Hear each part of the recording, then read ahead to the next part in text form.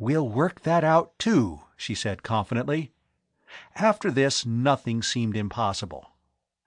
"Maybe we can find—" and then she stopped short. "You said quarterly. I think it was monthly instead.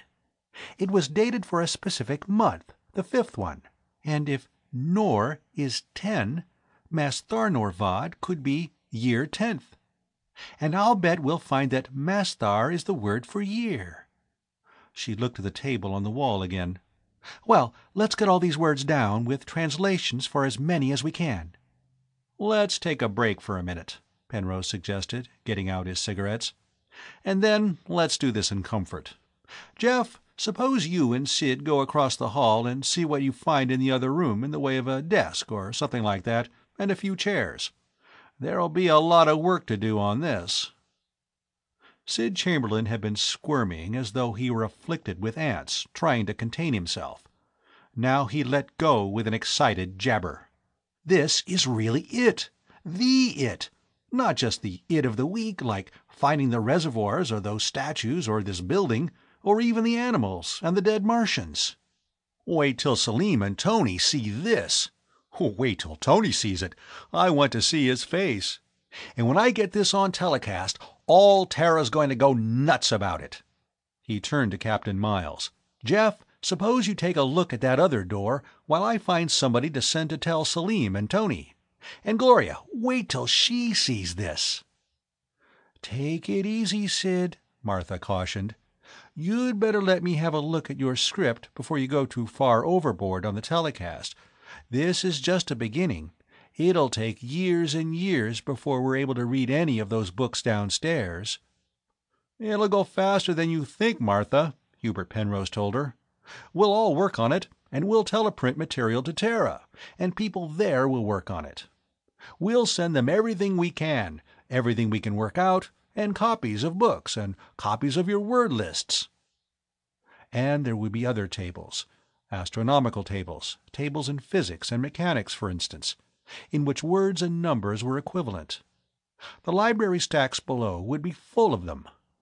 Transliterate them into Roman alphabet spellings and Arabic numerals, and somewhere somebody would spot each numerical significance, as Hubert Penrose and Mort Tranter and she had done with the table of elements.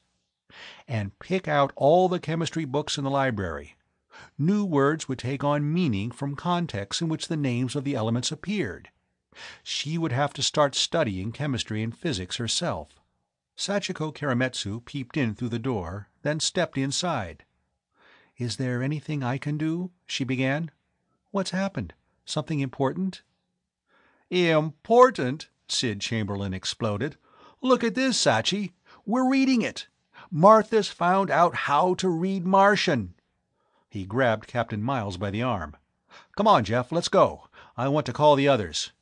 He was still babbling as he hurried from the room. Sachi looked at the inscription. "Is it true?" she asked, and then, before Martha could more than begin to explain, flung her arms around her. "Oh, it really is! You were reading it! I'm so happy!" She had to start explaining again when Selim von Olmhorst entered. This time she was able to finish. "But, Martha, can you be really sure? You know by now that learning to read this language is as important to me as it is to you. But how can you be so sure that those words really mean things like hydrogen and helium and boron and oxygen? How do you know that their table of elements was anything like ours?" Tranter and Penrose and Sachiko all looked at him in amazement. "That isn't just the Martian table of elements. That's the table of elements. It's the only one there is." Mort Tranter almost exploded.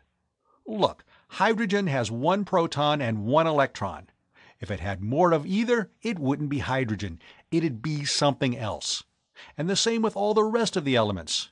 And hydrogen on Mars is the same as hydrogen on Terra, or on Alpha Centauri, or in the next galaxy. You just set up those numbers, in that order, and any first-year chemistry student could tell you what elements they represented," Penrose said. "Could if he expected to make a passing grade, that is." The old man shook his head slowly, smiling. "I'm afraid I wouldn't make a passing grade.